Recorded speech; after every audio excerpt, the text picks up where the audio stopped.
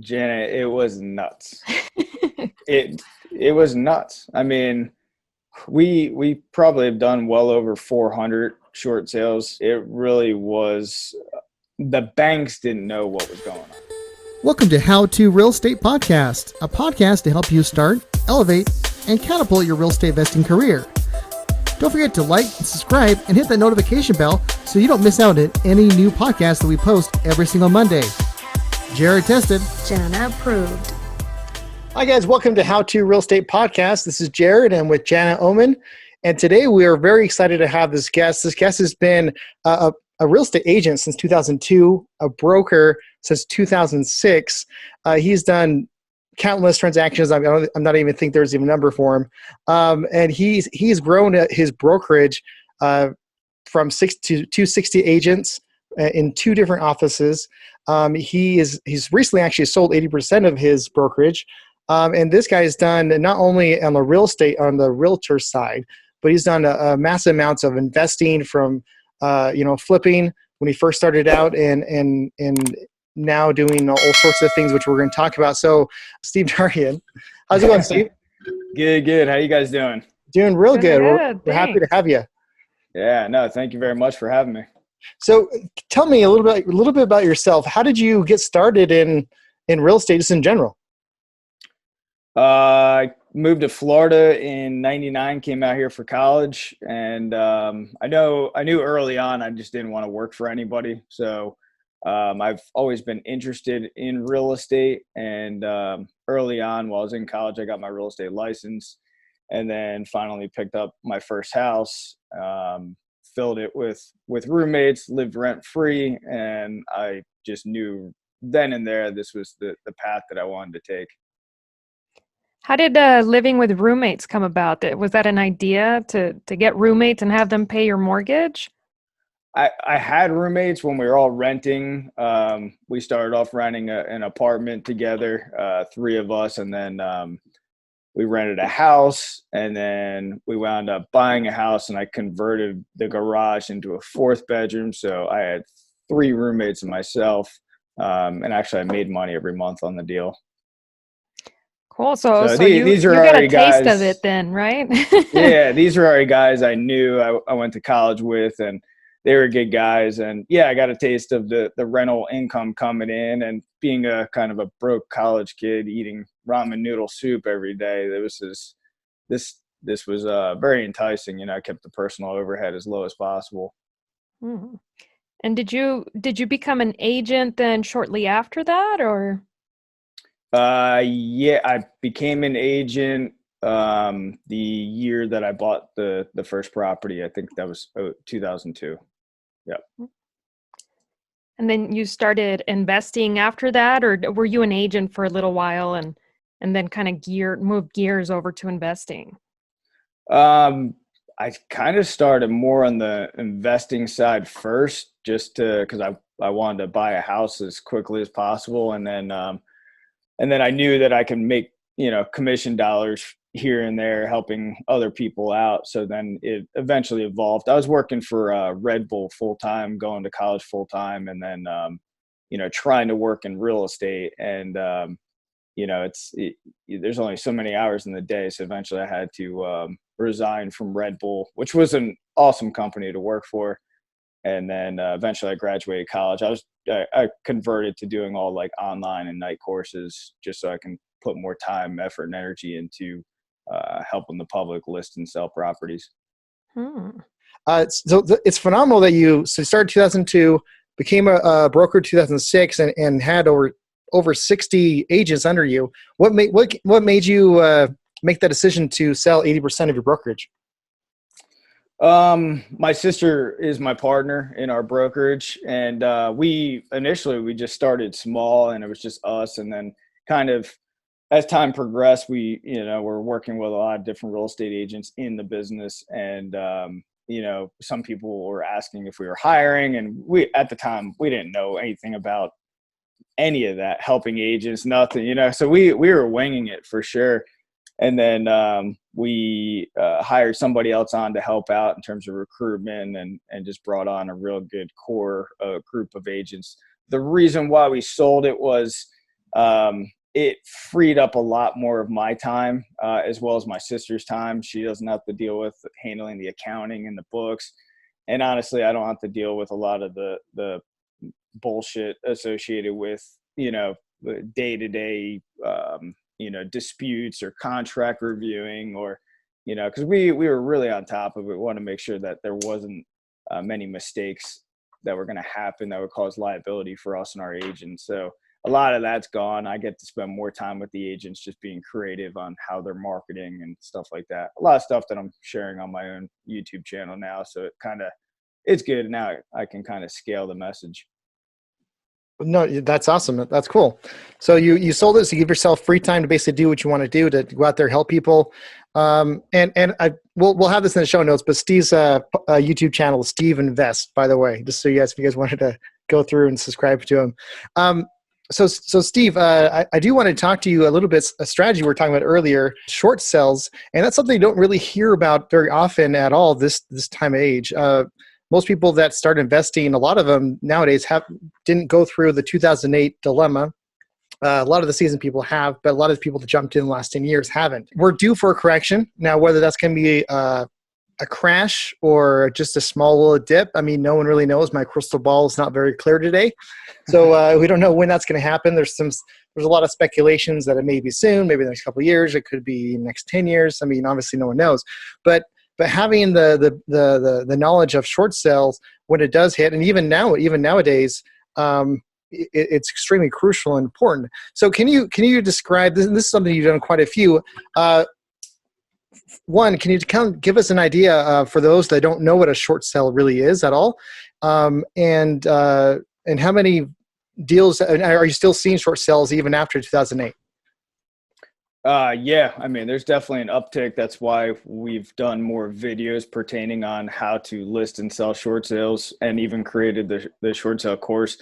I think that there's going to be like you said, I mean, what goes up is going to come back down or flatten out or whatever. And we've been a driving force in terms of the angle going up in terms of valuations and property value. So I foresee it. That's why I've been putting more and more content out there, because I think a lot of real estate agents and the public are going to need to be educated about it. But basically, summarize it, a short sale, if somebody is unable to pay their mortgage, it's basically an alternative to a foreclosure.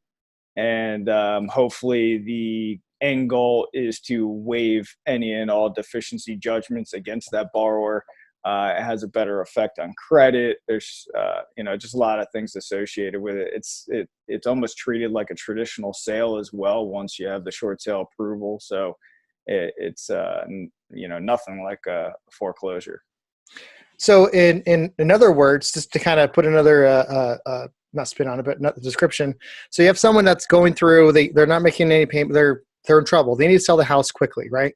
Yeah. It could be starting the foreclosure process, and someone investor like us comes up and say, "Hey, I can buy your house. You owe $200,000. The only way for me to buy it is to buy it at $150,000." As just an example, round numbers. Yeah. And so we would have to basically convince the bank to take our offer, because they're basically going to get either we foreclose on the property or you take $150,000. Is that kind of it in a nutshell?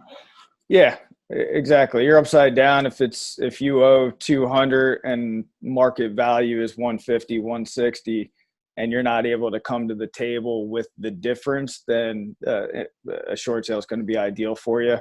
The other alternative is, a deed in lieu of foreclosure or a foreclosure, and both of those are detrimental to your credit, and the bank in many cases will come after you for the deficient amount, which would include even closing costs as well as attorney fees. The banks have an incentive to do the short sales because at the end of the day, it actually costs less in terms of attorney fees, hold costs, and so forth to do the short sale than to go through the foreclosure process. So the banks actually have an incentive to do these. So, I mean, go with this. So let's say you found someone that's in this process of going for the foreclosure and you want to do a short sale. So if I've never done short sale before, what's my first step? What do I do? You're saying as an agent or somebody that's... As an investor. Let's say I want to actually do it, or even at the agent side, what would you think just get an agent that knows what they're doing, and then what does the agent do? I don't know. What what would you Well, recommend? that's the problem. Unfortunately, there's a lot of real estate agents that will know somebody that will have to do a short sale. They list the property, but they don't know the process and procedures. And unfortunately, I've seen it many times where because they don't know what they're doing, the owner, the seller ends up getting foreclosed on. And that's why I've been pushing this message out there. On the flip side, as a buyer, usually, the short sales are listed on the open market. If I'm representing a buyer that's looking or an investor that's looking, I'll call that listing agent, ask them a series of questions. How far along are they with the short sale process? Have they submitted the package to the bank? Do they have an assigned short sale negotiator from the bank? Just try to ask certain amount of questions to make sure that I'm not wasting my time or the buyer's time proceeding with an offer for that property. So you mentioned a short sale negotiator. Yeah. Is that like a key component into making the short sale transaction go smoothly as far as buying the house? Like if I was an agent and I wanted to buy that property, or I have a buyer wanting to buy that property, Yeah. having that in place will make, because as an agent, that's what you hear is, or a general public, you hear that short sale takes a very long time for it to get approved. The short sale negotiator is somebody that's a bank employee, and it's a matter of it can take a long time, but if you have the right team and strategy in place as a listing agent and you're doing the necessary follow-up work and you're providing that short sale negotiator all the paperwork in a timely manner, then your file is going to stay on top of everybody else's that really doesn't know what they're doing, because that short sale negotiator in the bank has an incentive as well to get these deals done. And if they're working with somebody that knows what the heck they're doing, they're going to streamline the process with you. And how quickly, so if everything's in place and everything goes along smoothly, how quickly do those short sales go through? Is it the typical 30 days, or can it go sooner? I've had probably the fastest I've ever had a short sale from start to finish was maybe 45 days, maybe a little bit less. And the longest we've had a handful that have been over a year. So it depends on the bank. It depends on the borrower. I was very strict with any seller that I met up with because I had my standard protocol. And if those sellers, those borrowers are not providing me the documentation in a timely manner, sometimes I would terminate my listing contract with them, because I'm not going to waste time with somebody that doesn't want the short sale as bad as we do to help that person, if that makes sense. Makes perfect sense. So, when you're as an agent, when you find someone that you know that they're underwater, the property is worth less than what they actually owe, so there's going to have to be some sort of short sale happening. So from the get go, you'll start that process as a listing agent, not so much as just as a buying agent, but you'll actually start it beforehand. Is that right? Yeah, they should. Absolutely. Wow. And do the bank's negotiator, whoever's in charge of doing these short sales, do they only work with agents, or will they actually work with like investors that know what they're doing? Usually and that's I kind of mentioned before we got on the show, the game is starting to change.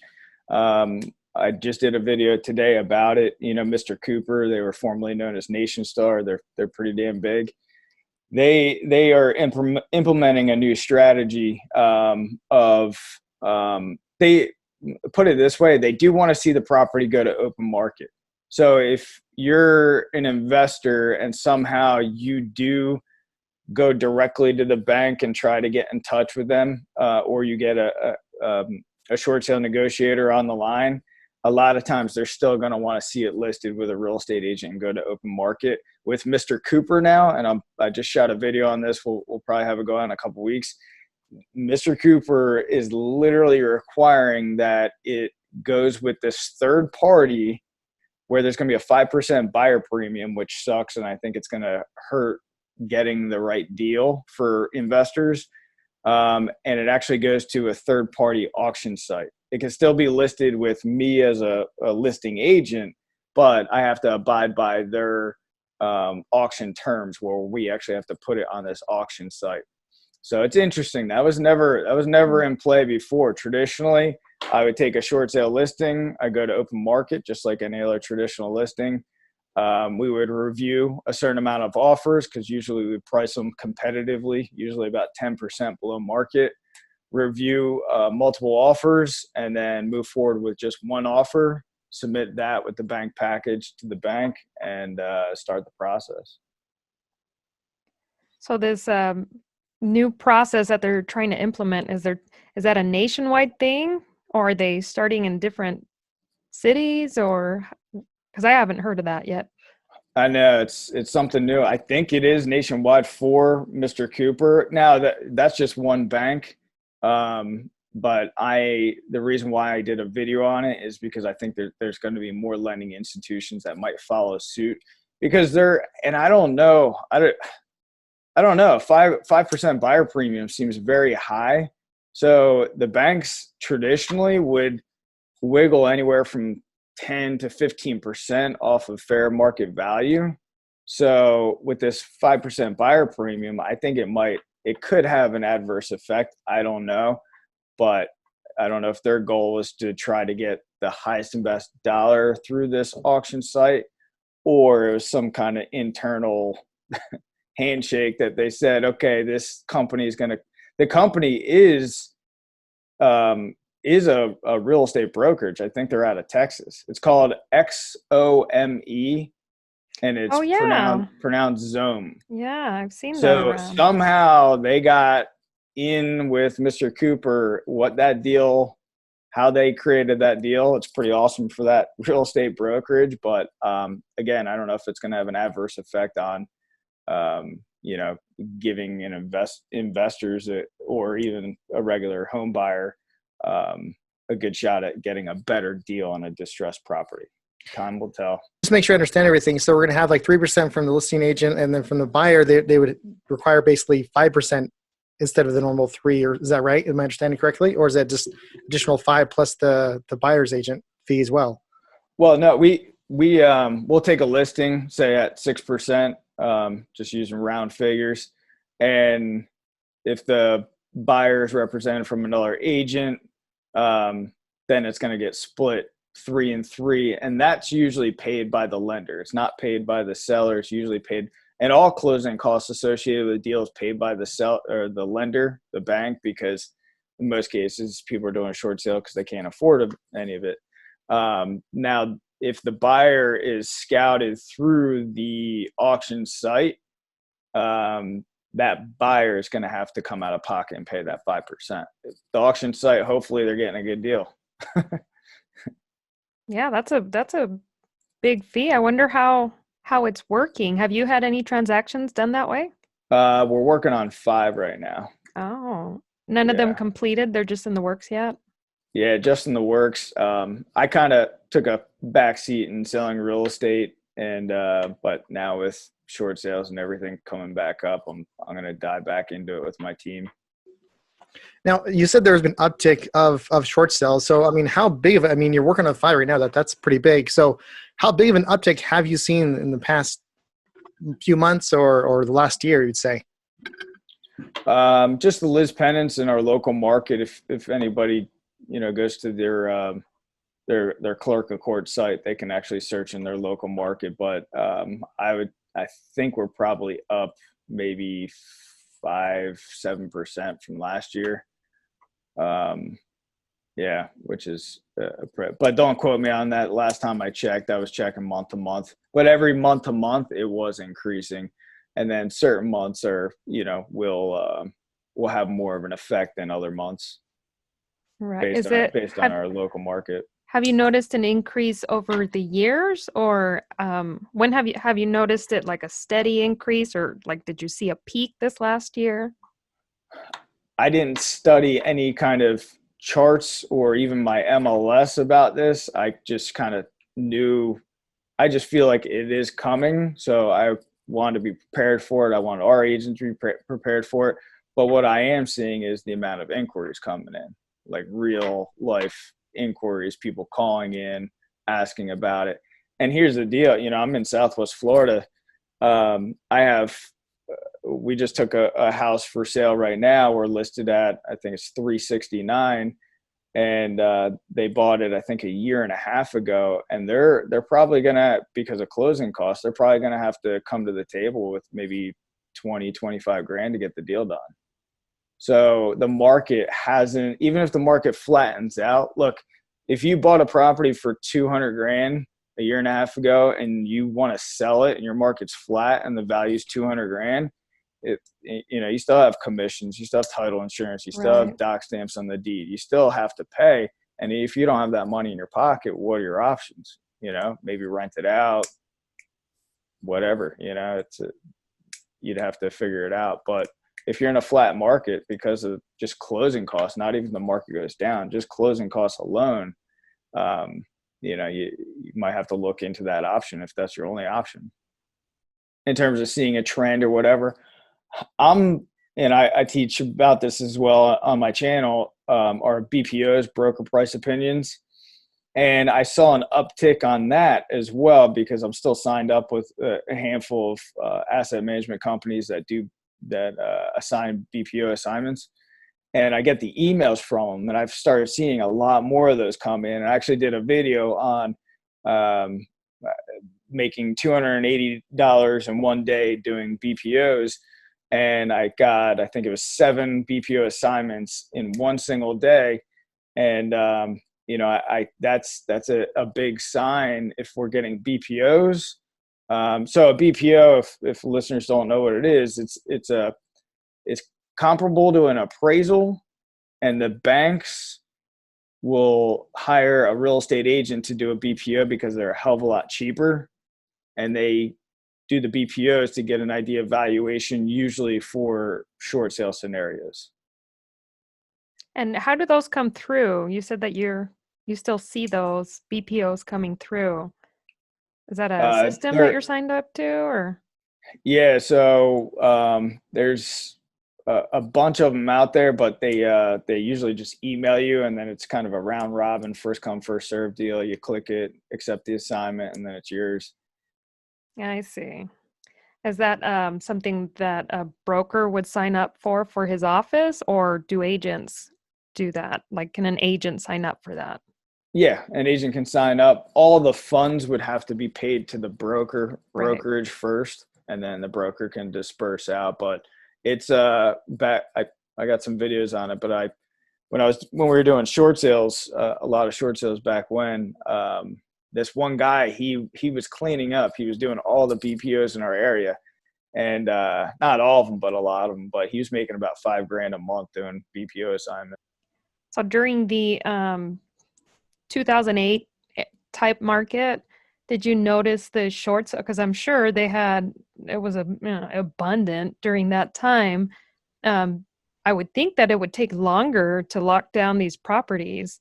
I don't think you'd be able to see any 45-day turnaround on buying any of these properties, right? Janet, it was nuts. It was nuts. I mean, we probably have done well over 400 short sales, and a lot of that was back then. But it really was, the banks didn't know what was going on. They had no clue. It was a time where they wouldn't even accept email packages. We would have to fax all of these packages in, and the packages, they're thick. Yeah, they're thick. I mean, if anybody wants to check into some of the other videos that we have, I have some links in there. They can actually pull up a short sale package. But when you have all the information, you think about how much information a borrower has to submit to the bank just to get normal financing. Mm-hmm. It's like that, but even more paperwork. You're talking about your personal financial statement and hardship letter, and then the contracts and the comparables, and some people's financial situation could be, and then you're talking tax returns, bank statements. I mean, there's so many pieces of documentation that you'd have to include. But it was a nutty time back then. That's crazy. I mean, I haven't done a short sale transaction. Um, every time I see them though, anytime that they're listed, usually you see the sign, the typical sign that says short sale, no offers being taken at the moment. Because there's an offer already accepted, but it hasn't been approved, and it just kind of sits there in active status because everybody's just waiting around, and I just see those and I'm thinking, wow, I wonder how long. I mean, the buyer must be really and no need or no rush to go get a house because it's just sitting there and who knows if it's approved or not, and they're just waiting. And so but that status, I've not been involved in any of that, but just thinking about it sometimes gives me a little bit of a panic Well, because it just that's why a lot of investors do buy the short sales, because they are willing to wait it out. They're willing to put their money into escrow and have it sit there and wait out, 3, 4 months, 5 months.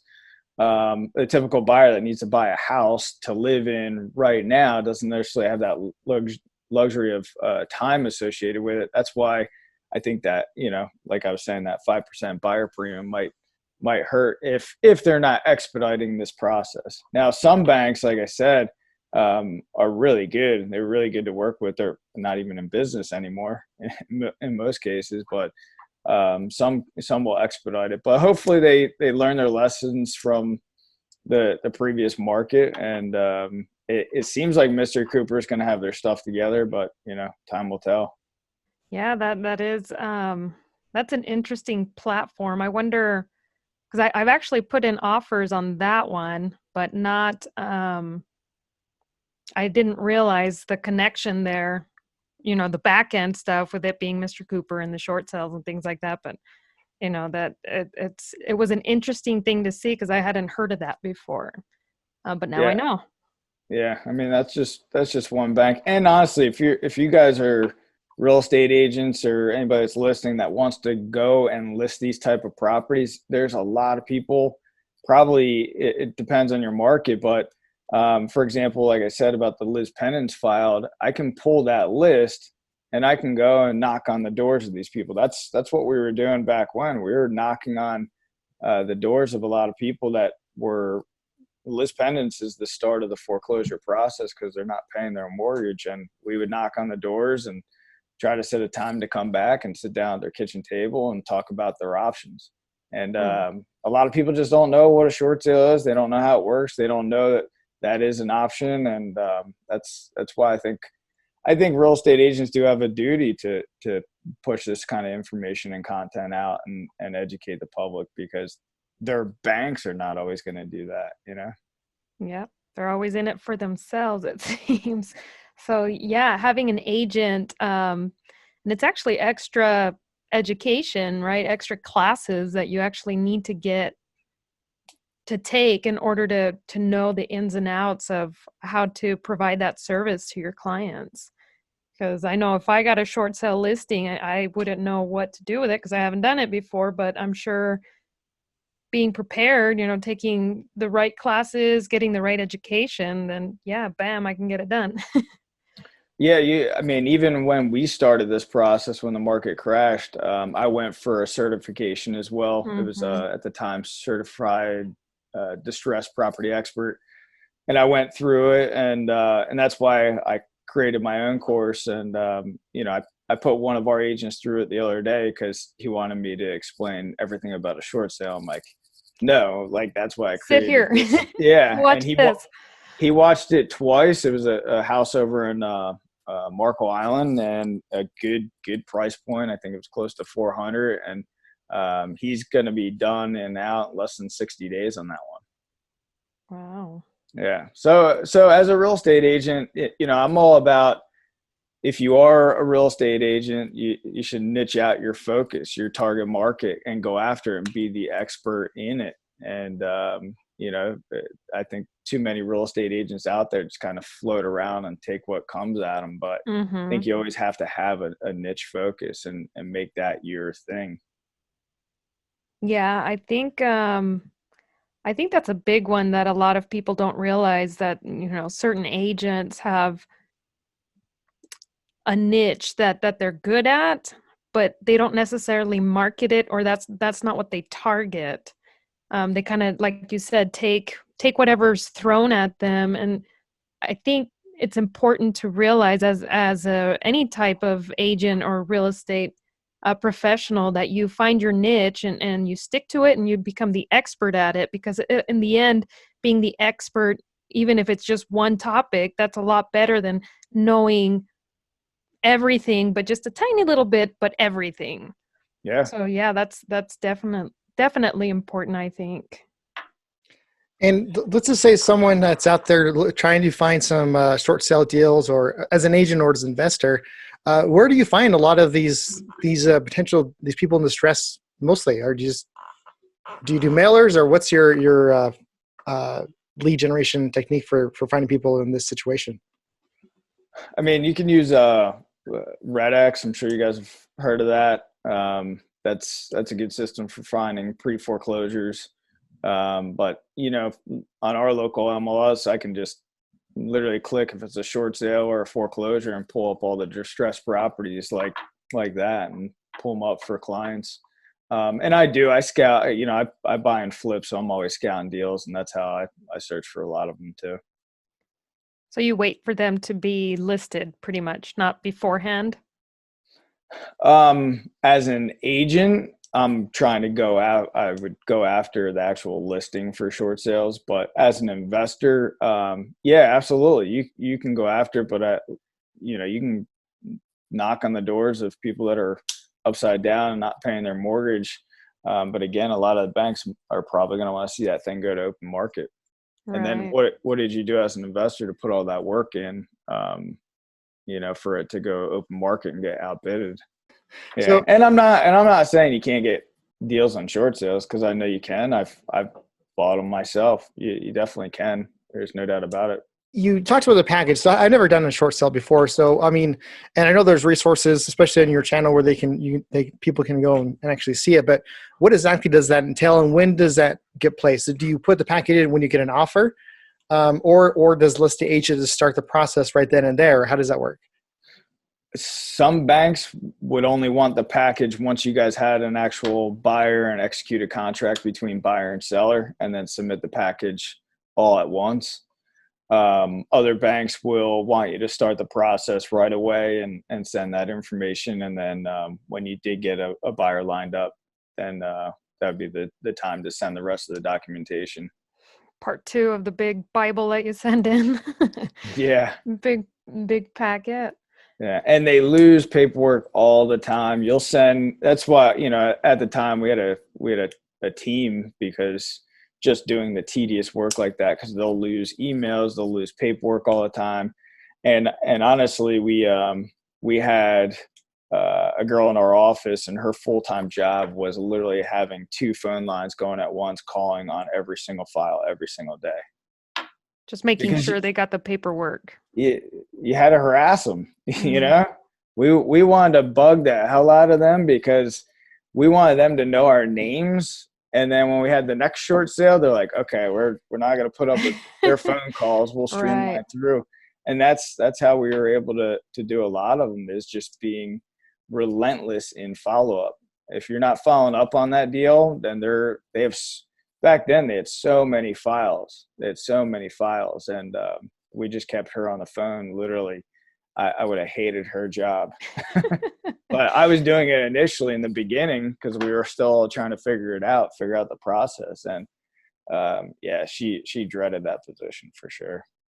And then we were a little tricked to save money, because we had her in house. We were paying her hourly, but depends on your state or whatever. But in the state of Florida, we can use title companies to close real estate transactions, and a lot of them out here, to get our business, and some attorney offices as well, to get our business, they'll actually handle all of that follow-up work. Oh. So we were able to get aligned with a couple of title companies that would handle that kind of work. But you have to trust them. You have to trust that they're getting on the phones and keeping your file as a priority. And if they're not, then I wouldn't advise using them. It's like you have to follow up on the follow up. Yeah. Yep. Gotta oversee. And so that's what the bank will use to how much down they're willing to go. And now you said you market usually 10 to 15% below kind of that value. Well, do you think the bank will go lower depending on the market and how it's going, or how have you seen? Are they pretty consistent? Like obviously they want as much as they can, but how low have you seen the banks kind of being able to bend on deals like this? Yes, some I've seen them go pretty low between our lower valuation. The reason why we price them a little bit lower than market is there's no point in having that property sit on market with no action or activity, or because you want to streamline this process.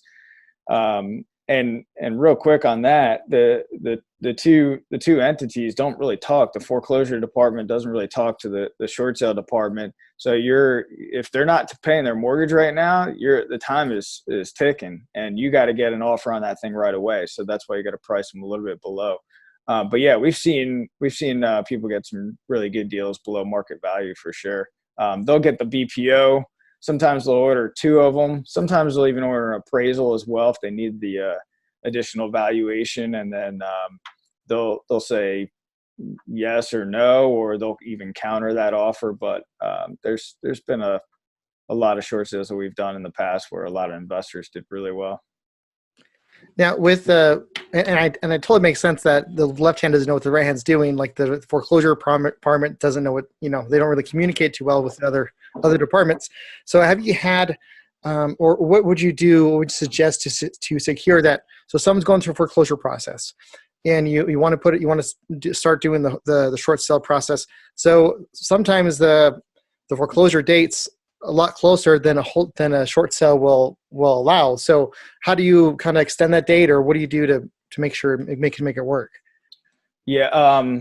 So what was kind of cool with Mr. Cooper, as long as you're abiding by all of their guidelines and everything, for this specific bank, again, not all banks are the same, but based on what we had to sign off with their documentation, they actually state in that they will suspend the foreclosure proceedings as long as you're going through with the short sale proceedings and providing them everything that they want. I've never heard of that before. That is another added benefit, which I really hope that it will help a lot of people.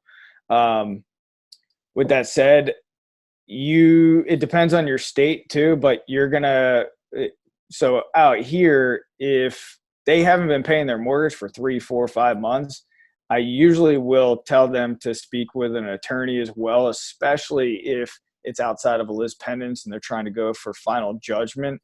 Then they're down to the wire. They're going to need to hire an attorney to represent them in court to try to delay that. I'm not an attorney, so we stay out of that. That's not our deal. That's smart. Yeah, and we push everybody that's in a short sale scenario speak to an attorney and speak to an accountant with any possible tax consequences associated with it. Big liability if they say, they said I'm going to be waived of a deficiency judgment and they're never going to come back for me. Like, no, you got to talk to an attorney. They can review all this information, and all we are there to do is facilitate the transaction. So part of because we talked a lot about following up with the banks. So because other banks may be not as lenient as Mr. Cooper is, but would you recommend in the follow-up to make sure that you're contacting obviously the short sale department or the negotiator, and also like contacting the people that are in charge of the foreclosure, make sure that hey, we're still in process, we're still doing this, we're still getting our dates. You would recommend that as well, or just kind of it's usually once it's started, usually good? Yeah, I mean, if they have the documentation from the foreclosing attorney, I would keep them updated. But they have a job to do. They don't, their job is to foreclose on that property, so they don't necessarily care. Another thing too is a lot of banks will use systems like it's called Equator. It sucks so bad, but but you're submitting this documentation, and in many cases you're not even able to speak to anybody until it gets to a certain point in the short sale process. So that could be a buzzkill and really hurt in terms of any kind of follow-up, because then you're just submitting that documentation and waiting. we mentioned earlier about, finding the niche and kind of sticking to it. It's with all the work that's entailed for a short sale and getting that 3%. Is it worth it to you? I mean, I guess it really depends on the value of the property, but I mean, is it kind of, you're doing more work than a normal listing. So am I? That's a great question. Here's how I would answer it. When you sit down with people at their kitchen table and they're losing the place where they live and they're crying and they're thoroughly upset, and they might even have to move from the neighborhood where their kids go to school. I mean, so when you're helping somebody out avoid foreclosure, and like I said, we've done well over 400 foreclosures, so it's 400 people we saved from foreclosure. By the way, those people come back and buy from you.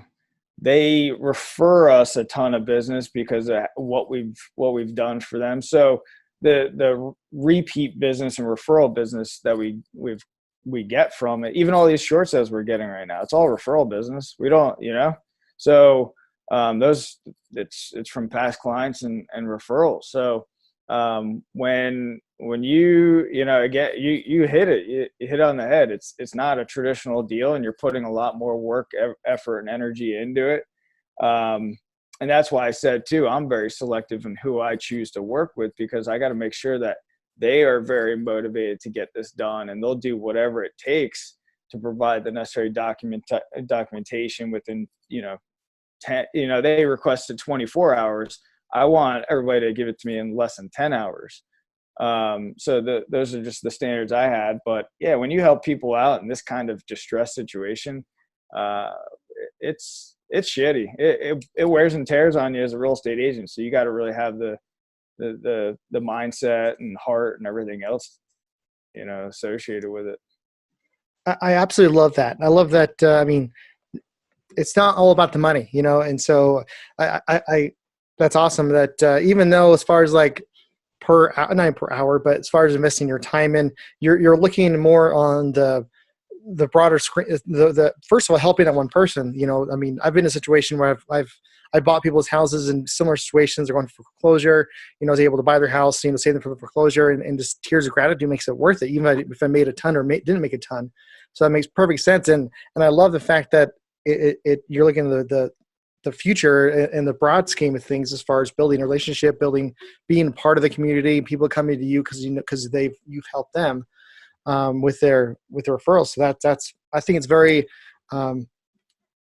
thinking ahead and seeing and doing what's frankly is just right. So that's awesome. That's good job. That's awesome.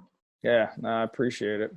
Let me ask you. So, is there anything else that any other tips that you can give our listeners on short sales, just in general, on doing the process, whether they're an agent or they're an investor? What would you say? Do you have any other tips we haven't talked about? For the investor, if the market does shift and it starts going down, there'll be plentiful amount of short sales to hit the market, and at that point in time, it'll be a scramble to try to get as many as you possibly can. And not saying it's going to crash in any sense, but again, our market I feel is pretty high right now. So who knows? Like you said, we don't have a crystal ball, whatever the case is. As a real estate agent taking listings, one thing that I learned in being selective, let me put it this way, I was real cautious and asked a lot of questions about the family relationship health, meaning, I'll be blunt, are you guys going through a divorce? Yeah. Because most divorces are caused because of financial issues, and a lot of people in those scenarios are butting heads, and it's unfortunate. And the thing is, with a divorced couple or going through a divorce or separated couple, they many times will have this anger toward each other, and if they're not on the same page, then it's listings that I've had to walk away. I've walked away from so many divorce situations just because they're not on the same page, and we're never going to get the deal done no matter what I do. They needed that extra help. You know what I mean?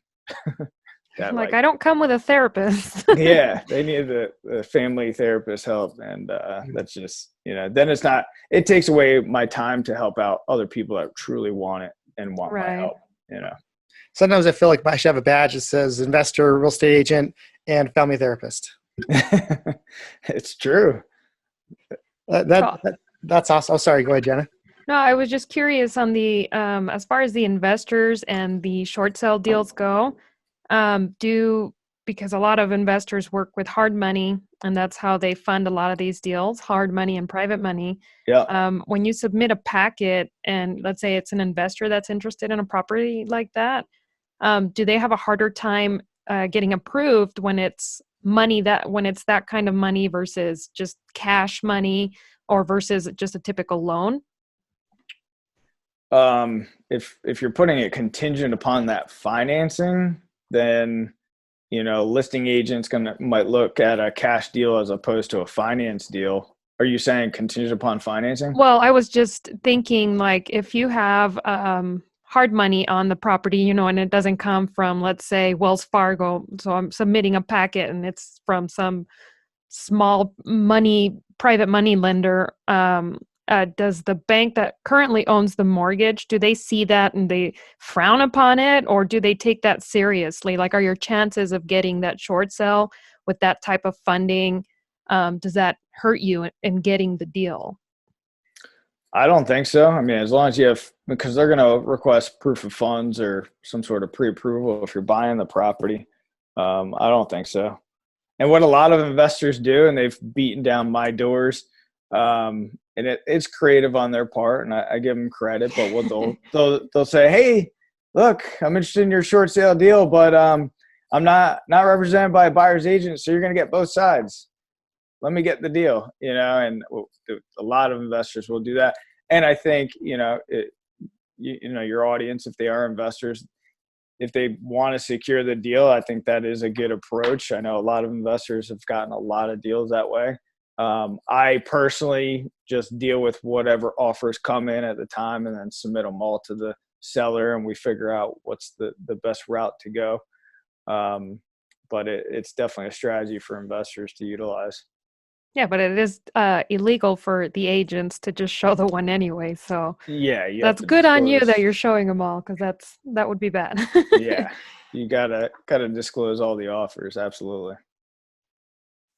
Yeah, because I know of a few that that it seems like investors think, and it could be true. I mean, obviously, it's probably true that there are agents out there that see the benefit for them versus the benefit for their client, and will take, like, oh yeah, I like that one, so I think seller, you should take that one. So yeah, bringing it up is good, but yeah, know that the agents, they do have to present all the offers to Sure. the seller. But it's an incentive. So if as an agent, I mean, if I have two offers and they're exactly the same amount, the same closing time, they're both fairly competent, I probably would lean towards, like, I feel a little better about this one, even though I'm going to be a dual agent on that one, So agents, they can kind of, even following the rules, can still kind of point a certain direction or not. But hey, Steve, let me ask you a question. So if you were able to go back, back to 2002 when you first started your real estate career with that house and your buddies, if you were going to give yourself one word of advice back in 2002, what would it be?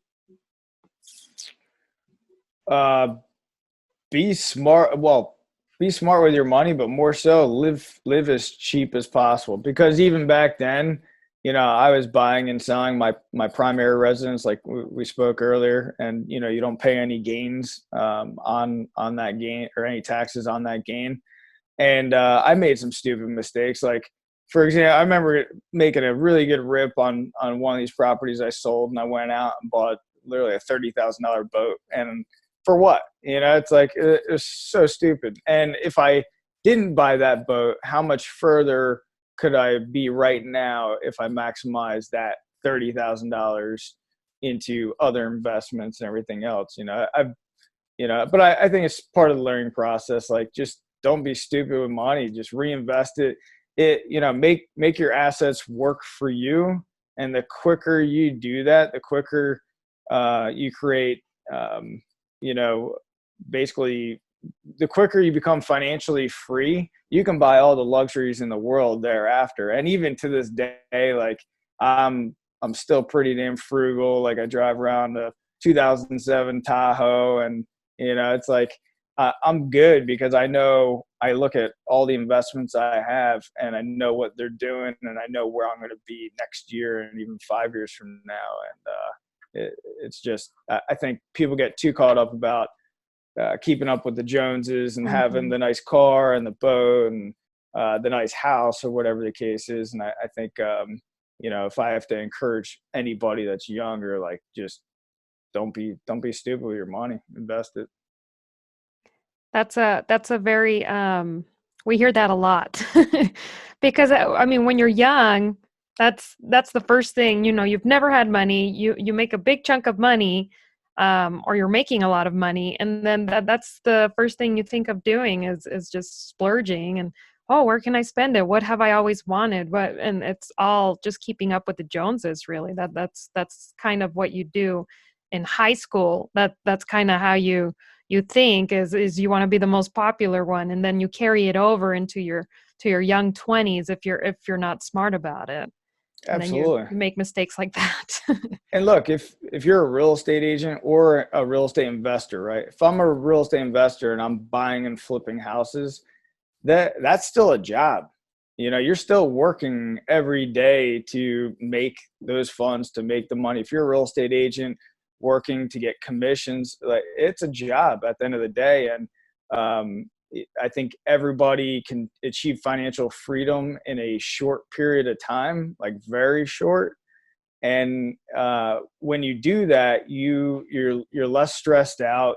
You're less likely to do stupid shit for, especially in a real estate transaction, or be greedy. And I've seen so many real estate agents that in my time working with agents, not necessarily in our office, but they're just, if they don't make that commission check, like it's bad news for them and their family, and that is not a way to run your business. So, you're going to live a much stress-less life and be much happier if you live simple, live within your means, save your money, invest in assets, and then 10 years down the road, you're going to be plenty wealthy.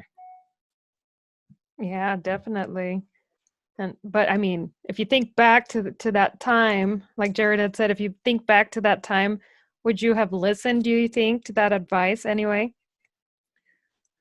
Probably not. I really wanted this boat. Yeah, I think we have to make certain mistakes in order Yeah. to learn, because no matter what, when you're young, you just doesn't click. Yeah, I agree. I think you kind of have to go through certain failures. On my channel, I'm full disclosure on certain videos I do of failures that I've had, and it's important that you learn from them. If you don't learn from them, then you're screwed. But when the market did turn, I sold everything. I was like, my cost of living was almost $5,000 a month. And I was like, why do I have the condo on the water and I'm paying a big mortgage? I sold everything. And basically I was like, I'm starting over. I'm literally going to start over and live as cheap as possible. And I literally lived in my office for like 7 or 8 months. And Wow. it was a good feeling. It was cool. But I mean, because I made that move when I did strategically, it was the best thing I could have done, because now I'm free. Are you living in a tiny house? Moving around now? That would I be ideal, wouldn't it? I have Minimalist. I am kind of a minimalist. I have tiny condos I live in. One of which I have a full-time condo over in Fort Lauderdale. It's small, but or Fort Lauderdale Beach, and then my other condo is on Bonita Beach, and I rent that out for season, and that covers the overhead for both of those properties. There's no debt on them, but they're small. I wouldn't be able to live on the beach in a larger property because I wouldn't put, you know, that much, $7-8 million into a property just for me to live in. So Right. I do go smaller. The one condo is like 420 square feet. So Wow. I'm tiny living. That is tiny living. Yeah. That is tiny house living. Yeah, 420. I can't even picture that. But, So good on you for doing that. But hey, you're in a location you like, right? yeah, two beaches, both coasts. So where I want to be, but it's not. I got obviously money tied up in both of them, but it's conservative still. I could be living a lot larger right now, but I wouldn't. Right. So Steve, man, it's been an honor to have you on here. Really appreciate you coming on and sharing your knowledge and experience. I mean, you stopped over 400 foreclosures in your career. That's not a small amount by any means. So where can our listeners get a hold of you? If you, how would listeners get a hold of you? I would say go check out Steve Invest, the YouTube channel. I appreciate any support there, and I think I provide some value for real estate investors as well as agents and brokers. And I have at least 1 or 2 videos coming out every week over there, and we can engage there and find other content. I do have a website that they can access from there too that has a lot of written content as well as downloads and so forth. That's awesome. Beautiful. Cool. Well, thanks, Steve, for coming on again. This was awesome. I learned a ton myself about the whole short sale process, and I'm excited to get in there and start, put it into practice. That's for sure. Thank you guys. Yeah, thanks for coming on and sharing the knowledge. I'll be looking for that short sale course. Yeah. Maybe I'll take a peek at that and learn a little more myself. Right. Awesome. Well, thanks, and thanks everyone for listening. Make sure if you're watching this on YouTube, make sure to like and subscribe. Don't forget to jump over to Steve Invest and subscribe to his channel as well. If you're listening to this on a podcast format, still subscribe to Steve Invest, and also give us the highest rating and subscribe to the podcast. And we appreciate it, and we love you guys. See ya. Thank you. We hope you liked that podcast. Stay tuned for next Monday for a brand new podcast and a brand new guest. Make sure to like, subscribe, and share.